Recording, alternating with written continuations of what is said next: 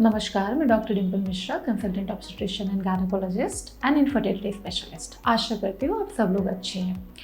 Patient आते हैं abortion के बाद कि मैडम मेरा जो करेंट प्रेगनेंसी है वो तो अबॉर्शन हो गया, अब मैं नेक्स्ट प्रेगनेंसी के लिए कब ट्राई कर सकती हूँ। तो आज की इस वीडियो में जानेंगे कि गर्भपात के बाद फिर से नेक्स्ट प्रेगनेंसी के लिए कितने टाइम के बाद हम लोग कंसीव कर सकते हैं। तो सबसे पहले हम लोग आते हैं फर्स्ट तिमाही का अबॉर्शन। फर्स्ट तिमाही का जो अबॉर्शन है उसका 90% केसेस में देखा गया है अबॉर्शन का कारण जो है ये देखा गया कि बेबी में ही फॉल्ट है। वो बेबी जो है आगे सर्वाइव नहीं कर पाते, उस बेबी का प्रॉपर ग्रोथ नहीं होता, इसकी वजह से उसका अबॉर्शन हुआ, जिसको जेनेटिक डिसऑर्डर भी कहते हैं। तो एक अबॉर्शन हो जाता है, फिर हम पेशेंट को एक डायलेमा आ जाती है। घर वाले बोलते हैं इतने दिन के बाद नेक्स्ट प्रेगनेंसी लो, फ्रेंड्स बोलते हैं नहीं इतने दिन के बाद लेना चाहिए, और डॉक्टर कुछ और सलाह देते हैं। तो आइए हम बात करते हैं कि एक गर्भपात होने के बाद कितने दिन के बाद आप दूसरी प्रेगनेंसी के लिए ट्राई कर सकते हैं। अब गर्भपात का जो कारण है फर्स्ट तिमाही में, वो मैंने बताया कि जेनेटिक डिसऑर्डर हो सकता है। अब एक जो मदर है जब वो प्रेग्नेंट होती हैं तो उनका जो है शरीर का ब्लड का कुछ पार्ट बेबी में चला जाता है, और जब मिसकैरेज होता है तो ब्लीडिंग होती है, तो उसमें भी उनका कुछ ब्लड जो है निकल जाता है। अब हालांकि जब हम लोग मिसकैरेज के लिए, अगर बेबी हेल्दी नहीं है या खुद से ही मिसकैरेज हो गया, तो उसके लिए हम लोग कुछ मेडिसिन देते हैं, और या तो कुछ कंडीशन ऐसी होती है जहाँ पर मेडिसिन से वो क्लीन नहीं होता है, तो हम लोग एक सर्जरी कहते हैं जिसको डीएनई कहते हैं। हालांकि ये सर्जरी कुछ बड़ी नहीं होती, ना ही इसमें कुछ हम लोग छेद करते हैं, ना ही कोई चीरा टाका देते हैं, ये छोटी सर्जरी ही होती है। इसके बाद कुछ बहुत दिन तक बेड रेस्ट लेने की ज़रूरत बिल्कुल नहीं पड़ती।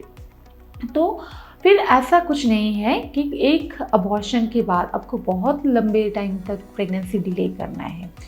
अगर हाँ ऐसा है कि गर्भपात होने के बाद एक जो महिला है वो मेंटली काफ़ी वीक हो जाती हैं, क्योंकि ये अच्छी चीज़ नहीं होती, वो काफ़ी टूट जाती हैं, बट फिजिकली ये जो अबॉर्शन है वो उनको ज़्यादा अफेक्ट नहीं करता, तो आपको लंबे समय तक नेक्स्ट प्रेगनेंसी के लिए वेट नहीं करना है। आप मिनिमम एक 3 महीने का टाइम दे सकती हैं नेक्स्ट प्रेगनेंसी के लिए, क्योंकि इस 3 महीने में जो ब्लड लॉस होता है, जो मदर का जो हीमोग्लोबिन कम हो जाता है, वो भी मेकअप हो जाता है। इसके अलावा जो है आपको गर्भपात क्यों हुआ, क्या कारण था उसका, आपके डॉक्टर कुछ ब्लड टेस्ट कराते हैं, तब तक उस सब के ब्लड टेस्ट के रिपोर्ट भी आ जाते हैं। कुछ कमियां रहती हैं तो उसे भी हम लोग पूरा कर देते हैं। पेशेंट जो है प्रेग्नेंट होते हैं, प्रेग्नेंट होने के बाद उनका अबॉर्शन हो जाता है, इसकी वजह से उनके हार्मोन में भी काफ़ी इम्बैलेंस हो जाता है। तो ये 3 महीने में भी वो उसका जो हार्मोनल इम्बैलेंस है वो भी मेकअप हो जाता है।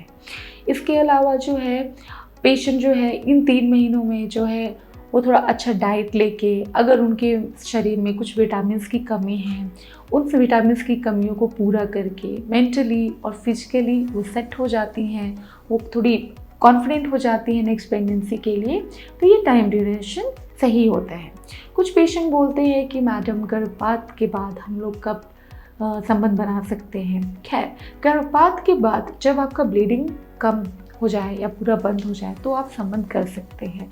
बट आपको एक बात का ध्यान देना चाहिए कि जिनके साथ ये हादसा हुआ, जो महिला के साथ ये हादसा हुआ, उनका गर्भपात हुआ, वो मेंटली उसके लिए अभी परमिशन दे रही है कि नहीं, बिकॉज ये काफ़ी पेशेंट को गर्भपात, जो कि प्रेगनेंसी एक बहुत ही गुड न्यूज़ वाली बात होती है, पेशेंट को काफ़ी उम्मीद हो जाते हैं। इसके बाद अगर अबॉर्शन होता है तो पेशेंट जो है मेंटली काफ़ी टूट जाते हैं, तो उनका मेंटली फिट होना ज़्यादा ज़रूरी होता है। इसके अलावा ऐसा देखा गया है कि गर्भपात का कारण जेनेटिक डिसऑर्डर है। कुछ टेस्ट करा के हमें पता चल रहा है कि ये गर्भपात का कारण इस जेनेटिक प्रॉब्लम की वजह से हुआ है, तो आपके डॉक्टर आपको जेनेटिक काउंसलर के पास भेजते हैं। जेनेटिक काउंसलर जो है ढेर सारे टेस्ट कराते हैं, उनकी एक लंबी लिस्ट होती है, और इन सब टेस्ट के रिजल्ट आने में काफ़ी टाइम भी लगता है। तो उस 3 महीने के टाइम पीरियड में जो है वो उस टेस्ट का जो है रिपोर्ट भी आ जाता है, ताकि हम लोग नेक्स्ट प्रेगनेंसी के लिए उस हिसाब से प्लान कर सकें। तो ऐसा कुछ नहीं है कि फर्स्ट तिमाही के गर्भपात के बाद आपको लंबे समय तक वेट करना है। 3 से 4 महीने का टाइम जो है सफिशिएंट है। आप 3 से 4 महीने के बाद आप नेक्स्ट प्रेगनेंसी के लिए ट्राई कर सकते हैं। आशा करती हूँ आपको ये वीडियो पसंद आया हो। इस वीडियो से संबंधित कुछ डाउट है तो हमें दिए गए लिंक में संपर्क करें। धन्यवाद।